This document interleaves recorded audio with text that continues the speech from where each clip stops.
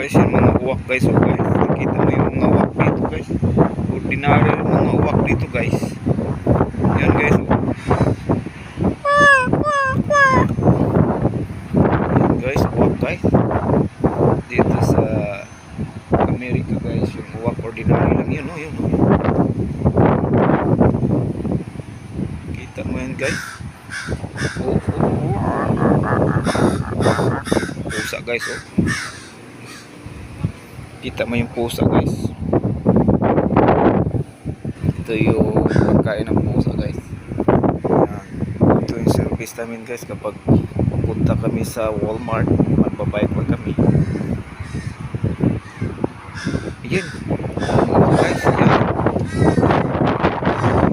Kita mo yung mga uwak guys. Ano ng mga pagkain.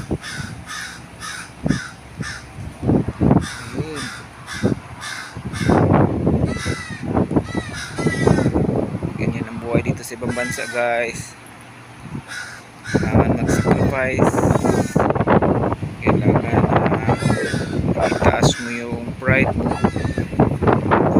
Ang pride mo gagawin mo sa tamang paraan, sa tamang paano ka sa mga kasama. At yung fried chicken kailangan magpakababa ka guys. Yung pride mo kailangan gamitin mo sa tama at be patient guys, kasi dito iba-ibang ugali ng mga kasama mo sa trabaho.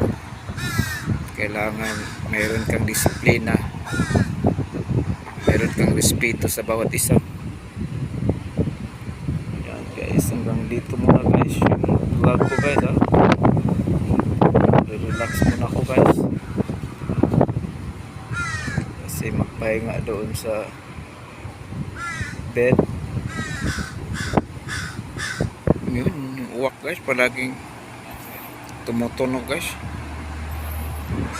Okay guys, hanggang dyan muna update ko sa aking video. Okay guys, this is DJ Freeman Vlog. Mabuhay, God bless us and more power. Bye bye. Yan mga uwak guys. At ito yung parking lot dito guys sa kasama ko yung parking lot. Yan dito. Yan pusa guys. Pinapakain namin itong pusa kasi naawa kami. Minsan pinapalo yung pusa dito, yung naglilinis. Pero kami mga Pilipino pinapakain namin kasi may puso.